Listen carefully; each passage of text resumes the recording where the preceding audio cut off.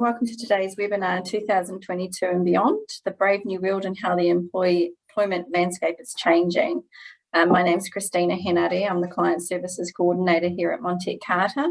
I'll be your moderator today. So before we do start, I'll just go through a few things. Firstly, check your audio settings to make sure your speakers are working. Also, after each section, there will be an opportunity for questions and answers. There is a Q&A tab down at the bottom. So if you want to post your questions through there, I can pop them through to Lisa while we're going or at the end of the section. Also, you can feel free to leave if you need to, but you can always come back in through the link. So without further ado, we have Lisa Mackay from HRtoolkit as our guest speaker today. Welcome, Lisa. Thanks very much indeed, and thank you for coming along, guys. So my name's Lisa Mackay. I'm the founder and managing director of HRtoolkit, which is the HR manager for small business. And as Christina's just said, we are talking today about HR in 2022 and beyond, and all of the challenges that we're currently facing in this brave new world. If you've got any questions at all, we're a relatively small group today. So, please jump in with your questions, makes it a bit more interesting and entertaining rather than just listening to me for the next hour. So I will jump first into the PowerPoint presentation. So there we go. Oops. Right, hopefully you are now seeing HR in 2022 and beyond, but if there's any problems, Christina, can you jump in and let me know? So the first topic that I'm going to be covering off today is COVID mandates. Now, most of the mandates have now been removed. So, for some that was like, yay! But the reality is that all the government actually did was pass this on to employers to manage as a health and safety risk. So it isn't that you as the employers have now got the absolute responsibility, and this comes under health and safety legislation. So health and safety legislation carries some very hefty fines and including prison sentences. Quite how we could get to a prison sentence for a COVID thing, I'm not sure, but who knows? Time will tell what happens. Under health and safety, you do need to manage risk. So what I am going to do is I'm going to stop that share and I'm going to actually share a health and safety risk assessment. So hopefully you can see the Excel spreadsheet. So I will, sorry, I've managed to get this on the wrong screen, but sorry if you're looking at my ear for a little bit. So what the government did last year was that they legislated a health and safety assessment, very basic tool, but this is still in legislation. And this was around where it would be reasonable for an employer to demand that somebody was vaccinated. Though this is just about vaccination in terms of the legislation, it is the basis on which most decisions will be measured. So what it says is there's 4 factors. Oops, sorry, undo whatever I'd managed to do there. There's 4 factors. And if you hit a yes in 3 of those 4 areas, then it is reasonable for you as an employer to require people to be vaccinated. So the 4 areas are: does the worker work in an indoor space of less than 100 square meters? Yes or no? Is it unreasonable to maintain a 1 meter physical distance from other people? Yes or no? Is the worker in close proximity to other people for more than 15 minutes? Yes or no? And does the worker work with services, provide services to people who are vulnerable to COVID-19? Yes or no? So that in itself, it's a useful tool and it's definitely the starting point, but you really need to go further for your health and safety assessment. So what the HRtoolkit health and safety assessment is, or for COVID, and this is, a guidance to help get you started. You need to make your own decisions for your business. But First question is, how many people does the person interact with as part of their normal job?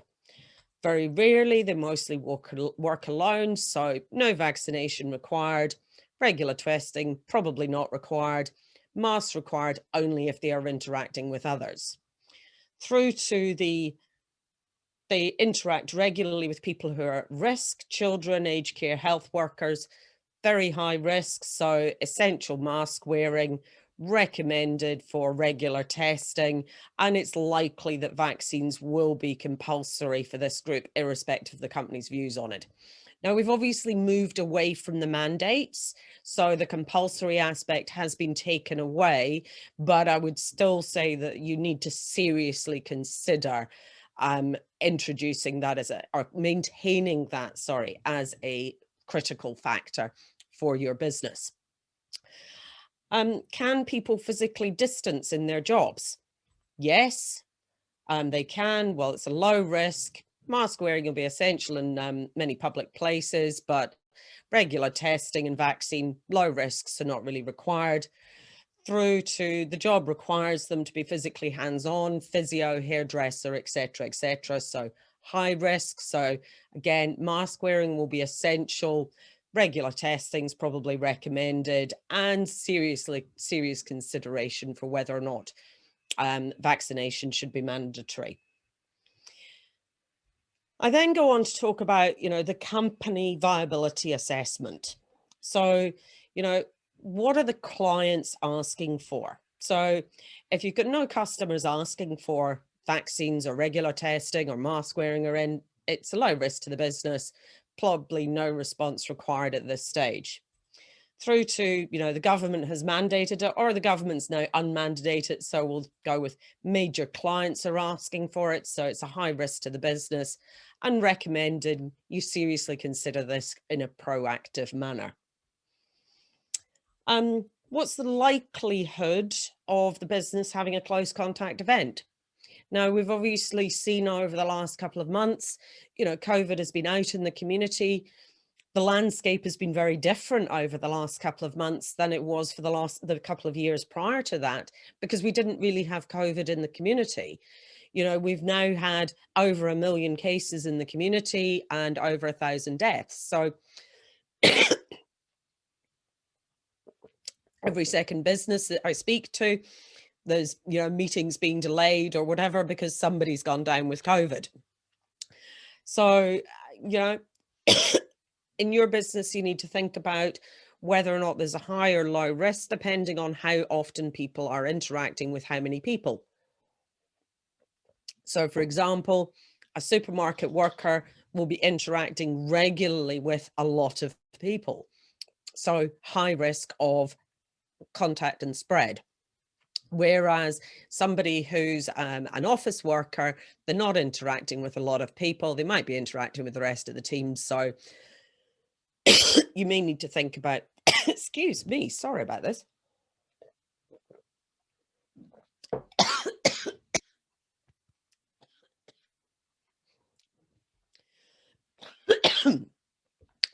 You've got low risk to the business, so probably no response required in that case. And what would be the impact on the business of having a close contact event? So no impact, we can carry on as normal. High impact, the business relies on people being at work.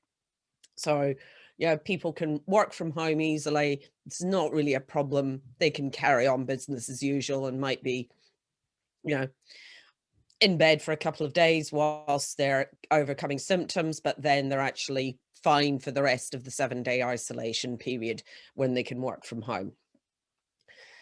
So you need to think about some risk mitigation strategies or risk minimization strategies for your business.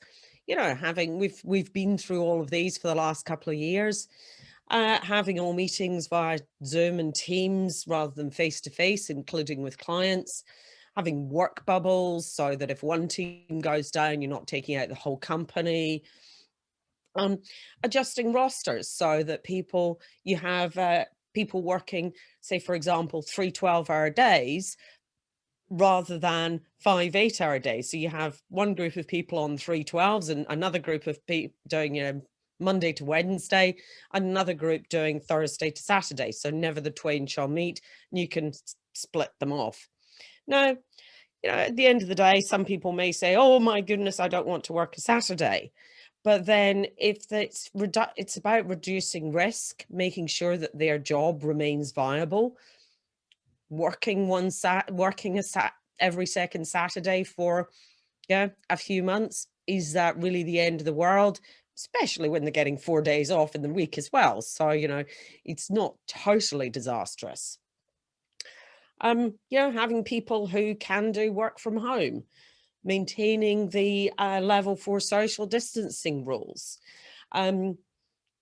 Again, one of the things that's coming out a lot now is that if for people who are not vaccinated, rather than sticking with a no jab, no job policy, is saying, right, okay, well, you can work for us if you're not vaccinated, but you have to undergo regular rat testing. So the rat testing, it's immediate. There's no wait delay or anything like that. So for a lot of places now have that regular rat testing policy.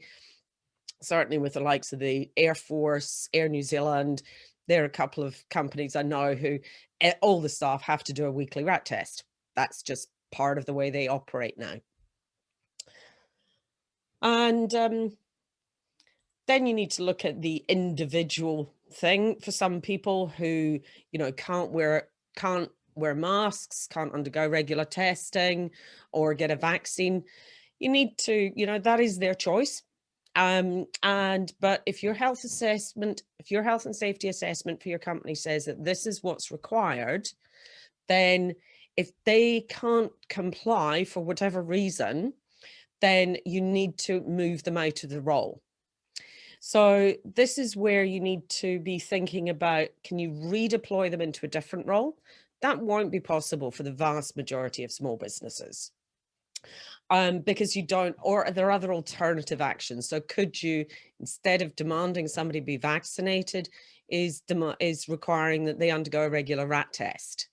Or, one that we were talking about, some of the risk mitigation strategies we put in place was somebody who wasn't vaccinated, that they had to wear a mask at all events of a certain size. They had to stay at home the day after having attended a large event in order for symptoms to develop if they were going to, and they had to do a weekly rat test. So that was a way to deal with that risk for that person. So ultimately, though, if you can't come up with an alternative strategy, then, do give me a call, please. My telephone number is there. So I'm just going to jump off and is there any questions on the COVID mandates before I jump on to the next bits? I'm just wanting to, don't have any open questions there, but please do jump in with your questions. Or as I say, give me a call afterwards about your particular situation and how you address this, because it is a very real problem. Now, just on that one, it's also, I'll be talking a bit more about, the 2022 and beyond. And this is with very low unemployment. If you do have a no job, no job policy, or if you are requiring rat testing, then there are a group of the potential workforce who are not going to be willing or able to comply with that. So do you need to think differently about about how you operate? In terms of, are we able to get a copy of that Excel sent out to attendees? Okay, I usually charge for that, but there, no, that's fine. More than happy to send that out to you guys. So I'll send that out with the slides afterwards. Or Christina will send it out with the slides. So hopefully that, if there are any questions, do still put them into the Q&A. Otherwise, I will go back to the PowerPoint presentation. So there we go. Hopefully you are now seeing the next slide. Okay, so now I'm going to be talking about some of the legislation that is currently going through and making the headlines as well. Before I do that, I'm just going to give you some statistics about New Zealand. It's quite interesting. For all the media hype, etc., New Zealand actually has the 3rd highest minimum wage in the world. And that's adjusted, adjusted for exchange rates, etc. So we actually have the 3rd highest, and we are fast closing the gap on being the highest. That was the statistic prior to the latest minimum wage increase. Australia and Luxembourg are the only 2 that were ahead of us as at February this year. I think we've probably overtaken Luxembourg now, and we're closing the gap fast on Australia. So we're not badly paid in this country. 90% of employers employ less than 20 staff, and 37% of all employees work in companies with less than 20 staff. So we're very much a nation of small businesses. And that's really important when we think and we talk about the legislation that's coming through and being proposed now, because it's not good. It's not good for small businesses at all. In fact, it's not very good for big businesses either. And one of the other stats about New Zealand, our gross domestic productivity is 42.4% versus the OECD average of 54 or Australia of 55.8. We are not a productive nation. So, it's all well and good, the government increasing minimum wage and all the rest of it. But, minimum wage has gone up by 20% since we went into the first lockdown. But at the same time, middle income earners, and when I talk about middle income earners, I'm basically talking about anybody between around minimum wage and 200,000. So that's the large chunk of the working population. Their wages have pretty much stayed static. They certainly haven't experienced anything like a 20% pay increase. Because it has been, and because employers are having to respond to these 20% increases, that 20% increase, the gap between those guys who are, above minimum wage, 2 years ago, 25 bucks an hour was like, yeah, this is, a good rate. Suddenly it's like only just barely skimming above minimum wage. So those guys have not had big increases. We do have a big issue with New Zealand is falling behind in those middle income earners. And therefore New Zealand is becoming a very unattractive place to come to or to stay if you are, in those years of your career where you're wanting to go and buy a house and things like that. So, what has already changed over the last couple of years? Well, sick leave has increased to 10 days. Matariki, we now have an additional public holiday of Matariki. Bereavement is now for stillborn and miscarriage. And there's a various other bits and pieces. There was a piece that was leave for parents to attend parent-child interviews. That one has now been withdrawn, but we do have some other big ones that are currently going through the process. So fair pay agreements is one of those pieces of legislation that is currently going through the process. Public submissions closed for this one on the 19th of May, and the report is due in October. Now, what the Fair Pay Agreement states is that a union representing 1,000 covered employees or 10% of the workforce can request fair pay negotiations. They do have to canvass their members. It is 1,000 or 10%. Now, the way it's the act actually, the bill, sorry, actually contradicts itself. In one place it says the lesser of, and the another section it just says 1,000 or 10%. So in the likes of the construction industry, which there's 20,000 employees in there, they could go with only 0.5% of the workforce represented and require fair pay negotiations to commence. Or it can be requested without any input from employees. It can be requested for industries or worker groups that have poor representation. So for example, cleaners is the one that immediately springs to mind because it was sort of bandied around about how poorly paid cleaners are. So the union could go in and say, we want a fair pay negotiation for cleaners. And then every cleaner, if that went through, every cleaner and every employer of a cleaner. So if you've got a wee, Saturday weekend cleaner who comes in for a couple of hours, you as an employer would suddenly be covered by this fair pay agreement. So this is, it has huge implications. The employer body then has time to either be created or to respond. Now, the moment the EMA and NZ Business are probably the only two organisations who are really set up to deal with these kind of negotiations. And neither of them are supporting this legislation. In fact, they're both very, very strongly against this legislation.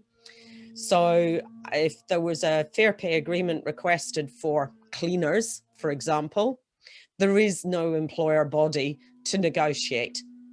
So it would have to be created, or the ministry will actually appoint a body to do the negotiations.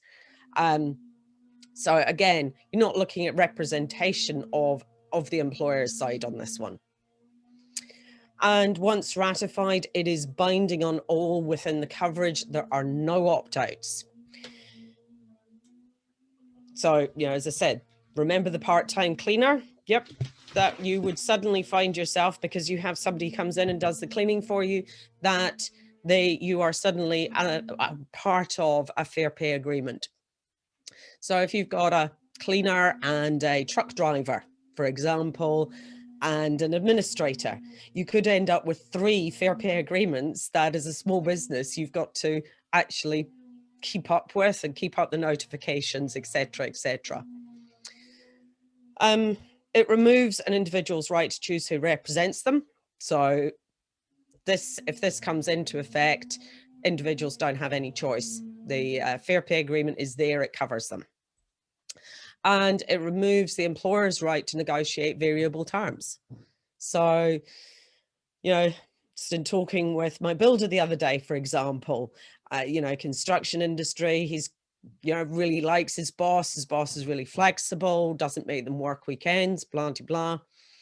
But if suddenly there was a fair pay agreement came into force that meant that all the wages and therefore all the costs for that employer went up, his ability to actually offer flexibility and offer that extra support is massively eroded, because he has to do so much more work in order to generate the same levels of profit. So there is also one of the things with the fair pay agreements, there is a default position of guilt on the part of the employer. So if you choose to employ somebody as an independent contractor rather than as an employee, the default position is the presumption that you are doing that simply to avoid legislation, which is a very, very different situation than what we currently have, where the contractor-employee relationship can be challenged. There are 4 tests of justification, which are very clearly specified in legislation. And luckily, there's some very sensible application of that. Basically, the courts don't like people trying to take a punt each way, but this proposed fair pay agreements removes that and puts in place a default position of guilt on the part of the employer. So yes, as you can see, I'm not very in favor of this particular piece of legislation. But we will see what happens. It's there's been a lot of people have made submissions. The submissions are now closed, and hopefully there is some sense seen on this one. But there hasn't been on all things recently, it has to be said. The other big headline one at the moment is the income protection scheme. Now, this is a scheme whereby if you're made redundant or you can't work due to illness or injury, then first 4 weeks is paid by the employer, and then you get 6 months at 80% paid by the government. And this would be funded through levies on wages as per ACC. So at the moment where you pay 2% ACC levy, that's actually paid over and above the wages, but this would come out of the wages rather than being over and above. But yes, it's that money would go into this pot. Now, this is a bit more of an interesting one. Personally, I actually do think it's wrong that there's no statutory redundancy entitlement in New Zealand. I come from the UK, we do have statutory redundancy, but it's linked to age and length of service. In order to access this 7 months at 80% pay, you only have to have been paying your levy under this for 6 months out of the last 18. So somebody who comes along and you can see this will be abused by certain factions, that people would be, going into jobs and getting themselves made redundant, or, threatening a personal grievance, and the employer then goes, okay, I'll call it redundancy, and then you get the 80% for 7 months. This, you can see that would absolutely be abused. Whereas in the UK and Australia, the awards are linked to length of service and age. So the older you are in the UK, the more it's recognised that it's more difficult to get a job, particularly at a senior level. And therefore, the more redundancy compensation you're entitled to.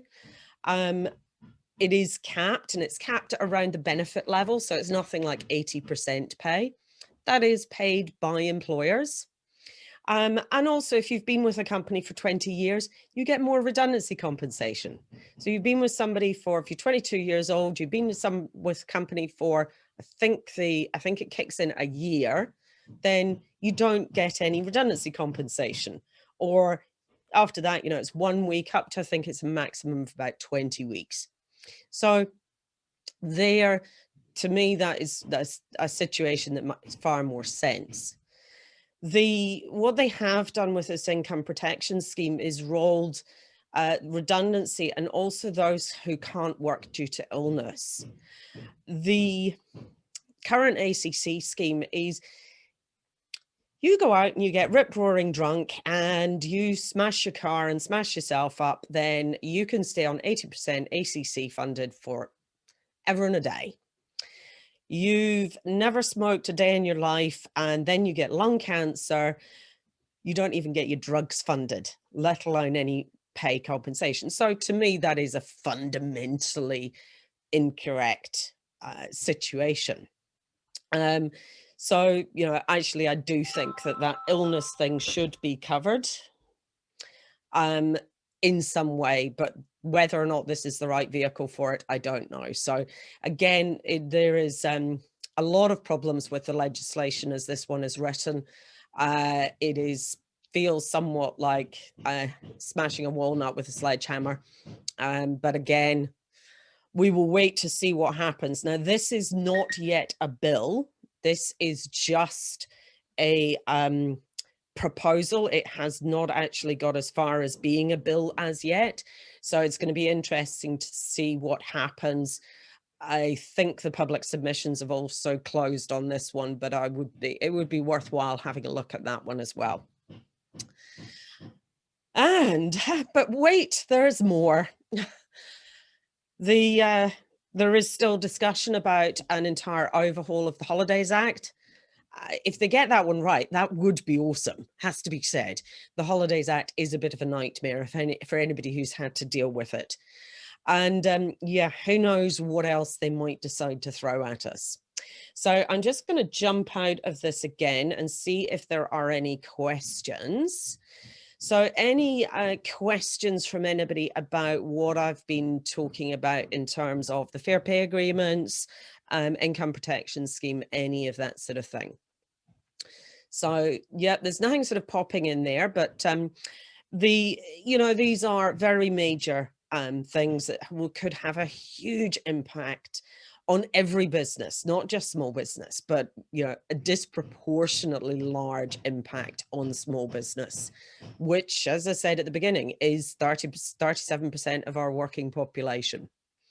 I must admit, I've been slightly intrigued, shall we say, with the government's proposal that they would only give a 3% pay increase to care workers when they themselves have increased, and that being directly under their control, but at the same time turning around and imposing a minimum wage increase of 6%, and also saying very strongly at that point that employers should match that. But they're not actually matching it themselves. But there we go. I'll try to avoid the political. So I shall start my screen share again. So hopefully you are seeing the challenges of the brave new world. So we do have a brave new world. The world has changed. It is not going to go back to pre-COVID. We do need to think about what's going on. Now, one of the big headline things at the moment is recruitment. Getting staff is an absolute nightmare. And to be quite honest, I actually think that it is going to get worse. Getting staff from overseas, there's already challenges with immigration. So even once the borders are all fully open, in order to actually employ somebody from overseas, you now have to be an accredited employer under the scheme. In fact, to support anything, whether or not somebody's applying for the residency, you have to be an accredited employer. And to become an accredited employer is quite a mission. So a lot of employers are just not going to want to go through that. And add to that, there's a minimum, I think it's $85,000 salary now that has to be paid before you can justify bringing somebody in from overseas. They're chipping away at different aspects of that, and, fruit pickers and things like that, and opening things up in some ways. But the general rule of thumb is that getting people from overseas is hard. And the other reality is that the attractiveness of New Zealand to make a permanent base. Our housing price is high in comparison to the average wage. And this is getting worse. The housing does seem to have stabilized a little bit more now, but the wages on those middle income earners is really disproportionate. You can earn so much more money overseas. So, if you're in that sort of 30 to 50 age bracket, you're wanting to buy a house, settle down, have family, blah, blah, blah, that New Zealand is becoming a very, very expensive place to live. And so, we are going to have a lot more difficulties, I think, getting people from overseas, and B, with the brain drain, because those sort of 30 somethings who want to get onto the property ladder, blah, blah, blah, and they can earn, 50% more moving over to Australia, and they're never going to be able to afford a house here. It would be tough to, my partner's daughter, she's over in Canada, and we can't come up with a justification for why would she come back to New Zealand when she can earn so much more and have so much more opportunity overseas. So it is a real problem, and I think it's going to get worse. We also have very low unemployment at the moment, and I think we're probably very close to, if not at the point of saturation. So those people who are unemployed are either unemployable or don't wish to be employed. And you always have that group. And so there is a very big competition for getting people. So the big thing about this is that what you need to do, so how do you actually respond to this, is actually think outside the box. Life is starting to return to normal. People are back in the offices and things like that. But so I've talked about the middle income earners falling behind. So, how do we actually respond to this? So, review how much you're paying. There are people out there who are looking for new jobs. There is still a pretty high degree of reticence about moving jobs. There's a number of reasons for that. I mean, we're still going back to normal, but there's still talk about the next Omicron or the next whatever. Are we going to end up going back into lockdowns? Personally, I think I would be very surprised if there's any more lockdowns in the way that we've had. But yeah, who knows what's going to happen. It's also, if you change to a new job, then you're going to have the next 6 months where you're not going to have any sick leave entitlements. So, do you want to make that jump just now? And, your boss has been pretty good to you for the last couple of years. So do you want to kick them when they're down and move on? And so a lot of sort of reticence about moving. But the big thing that people will move for is money. But they are looking for 10% plus pay increases. And I can't say I totally blame them. We have had, that is, if they've had their pay basically frozen for the last couple of years, they need to bring it back up in line with the inflation of the last couple of years. So, do seriously think about how much you're offering to pay people. The more you can offer, the better you are. Think outside the box about how you structure work and who you want to attract. I was talking recently with a gentleman who, he runs a gardening company. It's sort of laboring work, some fairly heavy, intense work.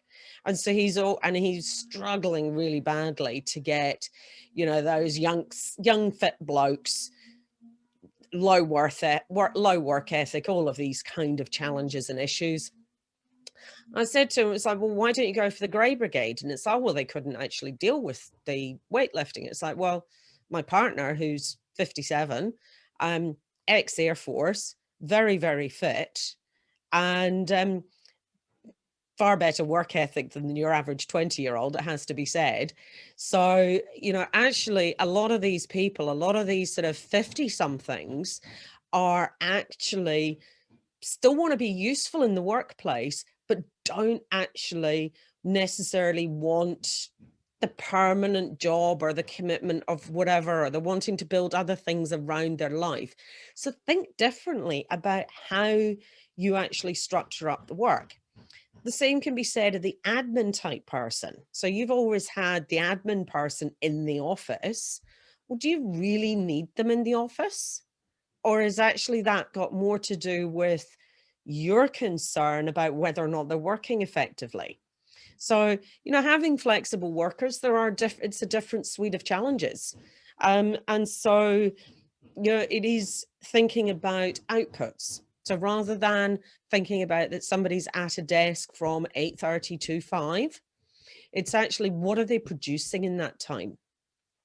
Now, the really good thing about this is you could have somebody who's, say, a work from home mum, and they are doing, bookkeeping, for example. And there might be certain times of the day when they do need to be available and contactable by the clients. And you can specify that is the time. But it might be that they do the balance of their work in the evenings or weekends or whatever. And as long as they're actually producing the outputs, then fine, not a problem. So, think outside the box. I think it's really going to be important how you attract people in the current environment. And flexible working is here to stay. People are not only requesting it, they're expecting it. I was talking with somebody this morning who had an employee who literally, they're still week 1. And they, first day they turned up an hour and a half late. And it was like, well, hang on a minute, your start time's 8:30. Where were you? Oh, I had to drop my kid at school. Don't you think you might have mentioned that instead of turning up an hour and a half late on the first day? But yeah, just absolute expectation that there would be flexibility. And the company does, offer flexibility, but there was reasons why there is limitations on what can be done in that particular role, which possibly could have been addressed had the employee actually raised that before just rocking up an hour and a half late on day 1, and day 2 and day 3, by the way. So yes, it's an interesting one, but it's here to stay. So think outside the box, not only from an attraction, but also majorly from a retention point of view. Keeping those good staff is really important. And then just in close, look, my philosophy is very strongly the only daft question is the one you don't ask. So please do get in touch with me if you've got any questions. Sorry, Lisa, I've got a question. Yep. Do you think working from home is becoming a key reason why when people are job hunting?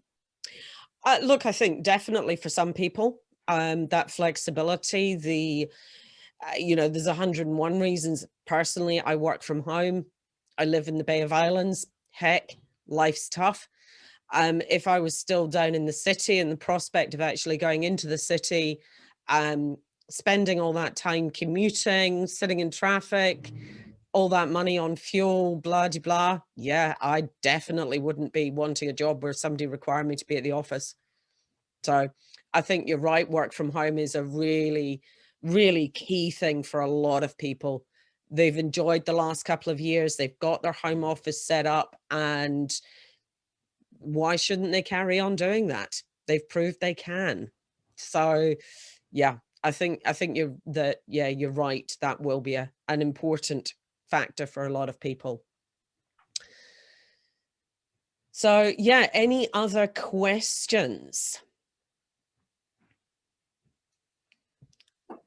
So yeah, one of the things as well, I just I hadn't got it particularly in the PowerPoint slides, but one of the things that that I'm doing quite a lot of in order to recruit is actually running assessment days or assessment centers. Now that's not actually as hideous as it sounds. It is about having a session, maybe a couple of hours, whereby everybody's invited to come along. Everybody who applies, you might do a little bit of brief screening to say, can they communicate? What sort of pay rate are they after? And then everybody else is invited along, and you might put them through some practical tests, such as, if it's a labouring job, move this ladder from A to B, do this task without taking your safety gloves off. Can they, A, do they have the physical ability? And B, can they follow basic instructions? C, are they following proper manual handling protocols without being instructed? So, you can actually find out with those practical interviews some really good things. So, yeah. Any other questions? I think, are we going to call that to a close? So you're just coming back online there, Christina? Oh, I just took my mute off. Cool. Okay. Yeah. Well, if there's no further questions, well, thank you very much indeed for your attendance. Thank you, everyone. Have a good afternoon. Thank you, Lisa. No worries. Thanks very much. Bye. Bye.